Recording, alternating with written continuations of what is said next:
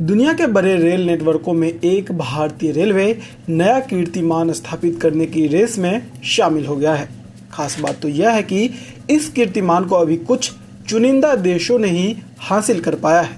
ऐसे में भारत के द्वारा भी ऐसी टेक्नोलॉजी हासिल किया जाना आत्मनिर्भरता की एक नई मिसाल पेश कर रही है।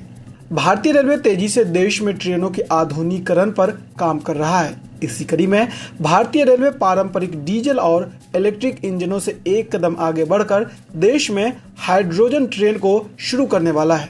इसे भविष्य की ट्रेन कहा जा रहा है।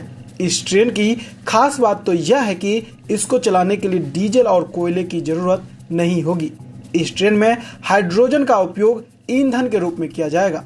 ये ट्रेनें पर्यावरण अनुकूल है। इनको इस्तेमाल में लाए जाने पर प्रदूषण नहीं होगा। हाल ही में रेल मंत्री अश्विनी वैष्णव ने इस सफल परीक्षण का वीडियो सोशल मीडिया पर शेयर किया था।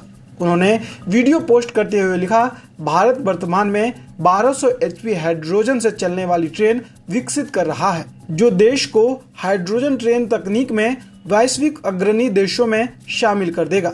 यह भारत को रेल परिवहन के लिए हाइड्रोजन का उपयोग करने वाले चुनिंदा देशों के समूह में शामिल करता है।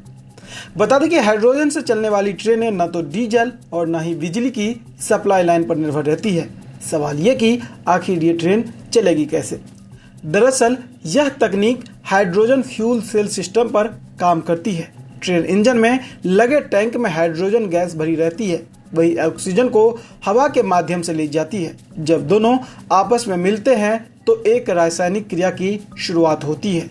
हाइड्रोजन और ऑक्सीजन के मिलने के बाद बिजली का संचार होता है, जो मोटर को पावर देती है। जानकारी के मुताबिक ट्रेन में बैटरी का भी इस्तेमाल किया जाता है, यानी तेज स्पीड या चढ़ाई वाले रास्ते पर बैटरी का इस्तेमाल किया जाता है।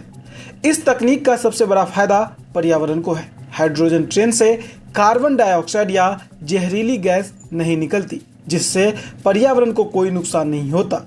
हाइड्रोजन ट्रेन भारत के ग्रीन फ्यूचर की दिशा में बड़ा कदम है। बता दें कि फ्रांस और जर्मनी में पहले से ही हाइड्रोजन प्रणाली से ट्रेनें चल रही है। भारतीय रेलवे के इस कदम से एक तो हरित ऊर्जा को बढ़ावा मिलेगा, दूसरा 2070 तक नेट जीरो कार्बन उत्सर्जन का जो लक्ष्य को हासिल करने में यह एक बड़ी भूमिका निभाएगा।